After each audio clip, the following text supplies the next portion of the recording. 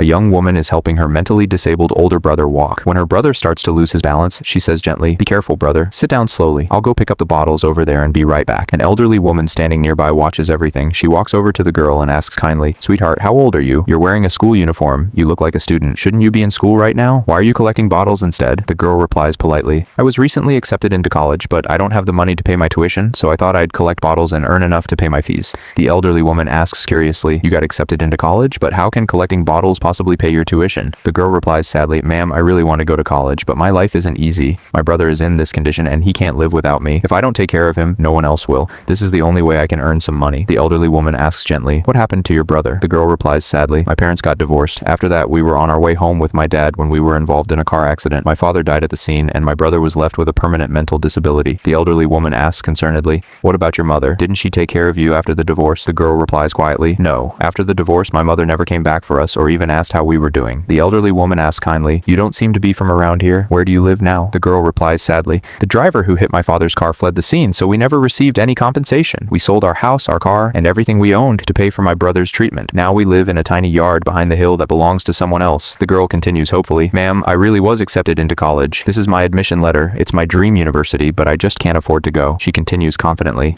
"You can see my brother's condition, but I believe that if I keep working hard, even if I have to collect trash every day, I'll earn enough to pay my tuition. When I start college, I'll never leave my brother alone. I'll study, work, and keep taking care of him." The elderly woman says admiringly, "You're truly an amazing young woman. At such a young age, you've already endured more hardships than most people ever will. Meeting me today may be the turning point in your life." She continues warmly, "To tell you the truth, I'm the chairwoman of the #1 group. My name is Sophia." Then she takes a large bundle of cash out of her bag and says generously, "Here, this is $50,000. Take it." The girl replies respectfully, "Ma'am, I can't accept this money." The elderly woman says kindly, "I understand why you're refusing, but I see my younger self in you. When I was your age, my life was just as difficult. I was an orphan too, and I built everything I have today through hard work." She continues proudly, "Today I saw your courage, determination, and refusal to give up. That's why I've decided to help you." She adds confidently, "I truly believe you'll become a very successful woman one day." The elderly woman continues reassuringly, "As for your brother, don't worry. Our company has an excellent nursing home with professional caregivers who will take great care of him." The girl replies gratefully, "Ma'am, I can't accept your money. I'll never be able to repay your kindness." The elderly woman smiles and says warmly, "I don't want you to pay me back. All I ask is that you go to college and study with all your heart. I'll pay for your entire education, then make me proud by graduating with top honors." She continues sincerely, "I'm alone in this world too.